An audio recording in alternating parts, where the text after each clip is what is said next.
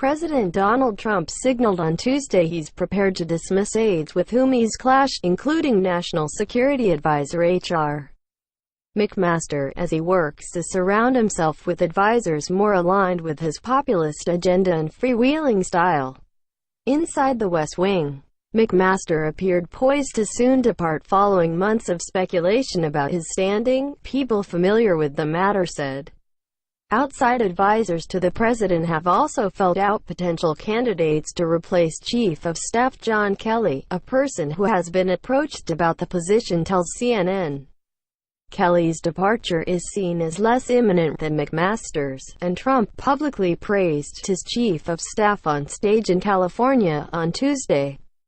Trump has grown irritated with his embattled Veterans Affairs Secretary David Shulkin and is now making plans to remove him from his post, two sources familiar with the move told CNN. He's eyed Energy Secretary Rick Perry as a possible replacement, a person familiar with the matter said. Earlier, Trump told reporters at the White House he was nearing his staffing ideal. "I'm really at a point where we're getting very close to having the cabinet and other things that I want," Trump told reporters on the South Lawn on Tuesday. Moments after announcing he was ousting Secretary of State Rex Tillerson, a senior administration official said a further shakeup of senior staff could happen as soon as this week. Other officials suggested a longer timeline, saying Trump could execute changes over the course of the next 2 months. The White House didn't respond on Tuesday when asked about McMaster's standing. And last week Press Secretary Sarah Sanders said only that the president's national security advisor is General McMaster. He's a valued member of the president's team and an important part of this process, Sanders said on Friday. Inside the White House, speculation has mounted that McMaster's time is running short. But the timing of any potential departures has been tightly held, leading to a sense that Trump could tweet at any moment, without forewarning, to make personnel changes. A spokesman for the National Security Council did not immediately respond to a request for comment. Aides highlighted Trump's mention on Tuesday of Tillerson's opposition to scrapping the Iran nuclear deal, a position he shared with McMaster. McMaster helped develop the plan unveiled last year that punted the Iran deal to Congress. Like Tillerson, he has been opposed to withdrawing the U.S. from the plan, but has pressured European allies to make changes to the agreement brokered during the Obama administration.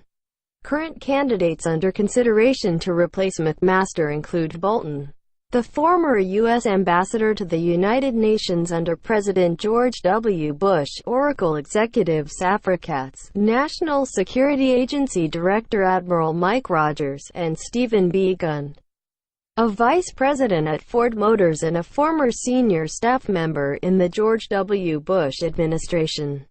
Bolton has met personally with the president several times, including during an Oval Office meeting last week. He has maintained his heavy presence on Fox News over the past week, including over the weekend and last night, praising Trump's decision on North Korea and even encouraging a speedier timeline for talks with Kim Jong-un.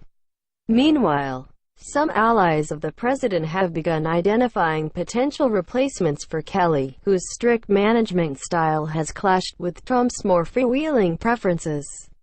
It's not clear, however, that Trump himself has held formal conversations with possible chief of staff candidates.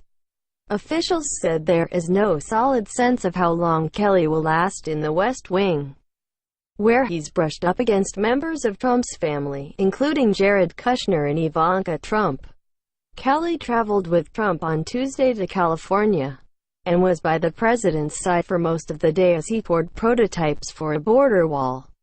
Trump hailed his top aide during remarks to U.S. service members at a Marine Corps base outside San Diego, saying the retired Marine general is doing a great job in Washington, but he suggested Kelly preferred life in the military. "I think he likes what you do better than what he does. But he's going a great job. He misses you," Trump said. Shulkin's standing in the administration has been in quicksand for weeks now as his agency devolves into turmoil.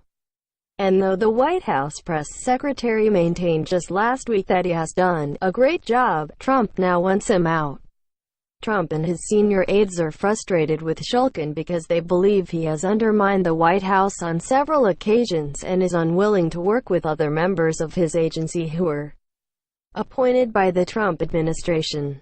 A source familiar tells CNN his status as the sole Obama holdover in Trump's administration initially did not raise any issues, people familiar with the situation said.